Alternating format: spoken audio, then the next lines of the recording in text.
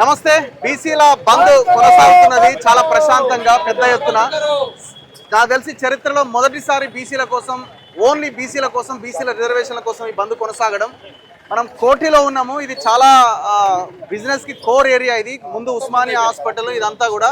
So చాలా పెద్ద ఎత్తున బంద్ కొనసాగుతున్నది. ఈ పక్కన కూడా మార్వాడి షాపులు కూడా ఉన్నట్టున్నాయి 4-5. ఇవి కూడా క్లోజ్ అయిపోయినాయి దాదాపుగా. సో నా ముందు ఆర్ కృష్ణ గారు ఉన్నారు. ఆర్ కృష్ణ గారు రాజ్యసభ ఎంపీ. ఆయన వెహికల్లో ముందుకు వెళ్తూ మొత్తం కార్యకర్తలంతా ఆయన వెంట నడుస్తూ ఉన్నారు.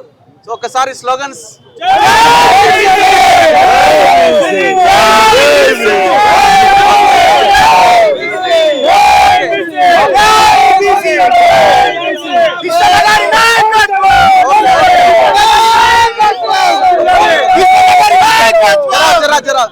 కృష్ణ గారు నమస్కారం. మొత్తం బండి పెట్టినట్టున్నావు ఏకంగా. బండి పెట్టినా 100 బండ్లు ఉన్నాయి. 100 బండ్లు ఉన్నాయి.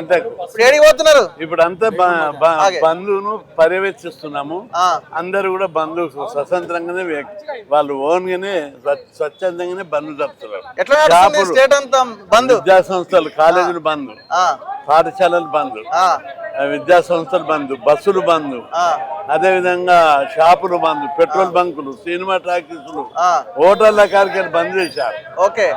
మొత్తం వ్యవస్థలు అన్ని, బిజినెస్, వ్యాపార, వాణిజ్య కేంద్రాలన్నీ కూడా స్వచ్ఛందంగా బంద్ జరుపుతున్నారు. అక్కడక్కడ కొన్ని కాంప్లైంట్ వచ్చాయి. బీసీలు జర తీవ్ర ఆందోళన ఉన్నారు, ధ్వంసం చేసిందని, దాడులు చేసిందని ఫోన్లు చేస్తున్నారు. అందరికి నేను విజ్ఞప్తి చేస్తున్నా, మన బంధు న్యాయమైంది. అన్ని పార్టీలు బంధుకు మద్దతు ఇచ్చాయి. దీంతో వ్యవస్థలకు, కోర్టులకు, వ్యవస్థలకు ఎక్కడ ఎవరు అన్యాయం చేయకుండా గుణపాఠం నేర్పేటట్టు బంధు లెసన్ ఇస్తుంది. కాబట్టి పీస్ఫుల్ గానే చెప్పాలని, బంధు జరపాలని చెప్పి నేను కార్యకర్తలకు, సంఘాలకు విజ్ఞప్తి చేస్తాను. సో ఇప్పుడు ఈ బంధు ద్వారా ఏం రిజల్ట్ వస్తుందని మీరు అనుకుంటున్నారు? ఈ బంధు నెరవేరుతుందా? ప్రజాస్వామ్యంలో ప్రజాభిప్రాయానికే విలువ ఉంటుంది, ప్రజల మద్దతుకే విలువ ఉంటుంది. ప్రజల మద్దతు లేనటువంటి ఏ వ్యవస్థలో కూడా నేపాల్ లో చూస్తున్నాం, శ్రీలంకలో చూస్తున్నాం, ప్రతి వ్యవస్థలో తిరుగుబాటు వస్తుంది. ఇక్కడ కూడా తిరుగుబాటు జరుగుతుంది. మా డిమాండ్ ఒప్పుకోకపోతే తిరుగుబాటు తప్పదు. ఇప్పుడు అన్ని పార్టీలు బంద్లు ఉన్నాయి. కాంగ్రెస్ ఉంది, బీఆర్ఎస్ ఉంది, బీజేపీ ఉంది, సిపిఐ ఉంది, సిపిఎం ఉంది, ఇవి ఉన్నాయి, అవి ఉన్నాయి, అన్ని ఉన్నాయి. మరి ఇప్పుడు అందరు బంద్ చేస్తారు. మరి ఇవ్వాల్సింది ఎవరు? తీసుకోవాల్సింది బీసీలు. మరి ఇవ్వాల్సింది అన్ని పార్టీలు కలిసి పోరాటం చేస్తారు. అందరూ శాసన వ్యవస్థ సోషల్ మీడియాలో పోస్టులు పెడుతున్నారు, అందరు శాకాహారులే ఉన్నారు కానీ రొయ్యల మూట మాయమైందని. మరి ఎట్లా? అందుకే ఆ రొయ్యల ముఠ మాయం చేసిన వాళ్ళకు ఇది గుణపాఠం కావాలని చెప్తున్నాం. అందరూ జాగ్రత్త పడాలి. బీసీలు అందరూ ఒకటైనాం. బీసీలో తిరుగుబాటు వస్తుంది. మెజారిటీ ప్రజలు బీసీలు, వాళ్ళకి రావాల్సిన మాట వాళ్ళకి ఇవ్వాలి. మేము ఈ ఉద్యమం బలోపేతం కావాల్సింది కాబట్టి ఎవరిని నిందించాం. మాకు బీసీల అభివృద్ధి ముఖ్యం, బీసీల వాటా ముఖ్యం. అందుకే ఎవరిని దూరం చేసుకోకుండా మా వాటా కోసం జరిగే పోరాటంలో ఖచ్చితంగా అందరు ముందుకొచ్చి ఇస్తారని మేము భావిస్తాం. ఇప్పుడు ఇదే బంద్ రేపు పొద్దున, అంటే బంద్ అంటే అక్కడ ఇలాంటి ధర్నా లాంటి పెద్ద పెద్ద ప్రోగ్రామ్స్ ఢిల్లీలో కూడా జరిగే అవకాశం ఉందా? అంటే ఇప్పుడు ఇక్కడ మా బలం చూపెట్టాం.